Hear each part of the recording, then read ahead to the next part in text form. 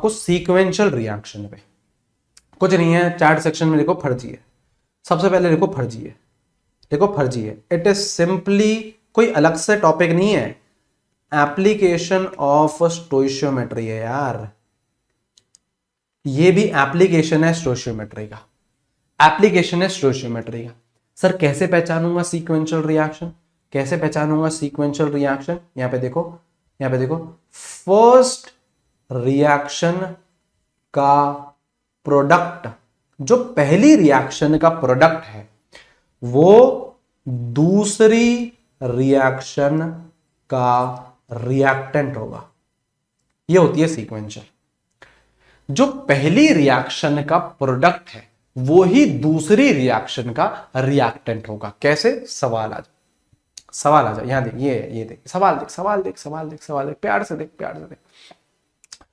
ये एक इक्वेशन दे रखी है, ये एक इक्वेशन दे रखी है, ठीक है। तो ये देख, ये सीक्वेंशियल रिएक्शन है। सर कैसे कैसे कैसे पहचानूं मैं, कैसे पहचानूं सीक्वेंशियल रिएक्शन है? तो यहां देख, जो पहली इक्वेशन है इसका जो प्रोडक्ट है SO2, यही दूसरी इक्वेशन का रिएक्टेंट है, यही दूसरी इक्वेशन का रिएक्टेंट है। तो देख देख देख, सीक्वेंशियल रिएक्शन देखी, पहली रिएक्शन का जो प्रोडक्ट है यही दूसरी रिएक्शन का रिएक्टेंट है। सही बात है, सही बात है। अब यहां देख, अब यहां देख, सवाल क्या बोल रहा है? सवाल ये बोल रहा है 2 मोल एसेट के will produce how many moles of SO3? SO3, अब सुनना ध्यान से, अब सुनना ध्यान से।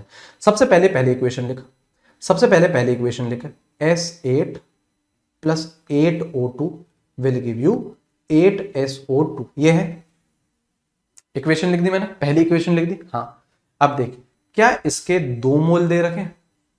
सुनना ध्यान से, क्या इसके 2 मोल दे रखे हैं? सवाल में दे रखे हैं। 2 मोल दे रखे हैं, सवाल में दे रखे हैं, सवाल में दे रखे हैं। हाँ, अब देख स्टोइशियोमेट्री देख, अगर इसका 1 मोल तो SO2 के कितने मोल्स? 8 मोल। स्टोइशियोमेट्री बता रही है रिएक्शन बैलेंस्ड है। अगर इसके 1 मोल तो इसके 8 मोल, इसके अगर 2 मोल तो इसके कितने? डबल, इसके कितने कितने? 16 मोल होंगे। बताइए भाई, अगर इसके 1 है तो इसके 8 है ना, तो इसके 2 होंगे तो इसके 16 होंगे ना, तभी तो रेशियो 1:8 का रहेगा, तभी तो रेशियो 1:8 का रहेगा। हाँ हाँ, अब दूसरी इक्वेशन लिख, दूसरी इक्वेशन लिख, दूसरी इक्वेशन है, दूसरी इक्वेशन है ये, दूसरी इक्वेशन है ये। अब देख, क्या 16 मोल आ गए SO2 के, तो इसको यहां डाल दे तभी तो सीक्वेंस बनेगा। एक का जो प्रोडक्ट है वो दूसरे का रिएक्टेंट है, तो कुछ नहीं, इन 16 मोल को यहां डाल दे, यहां डाल दे, तो यहां पे 16 मोल।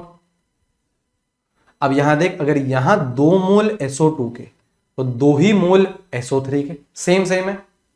तो यहां अगर 16 मोल तो यहां पे भी 16 मोल। आंसर आ गया 16 मोल SO3 के। देख,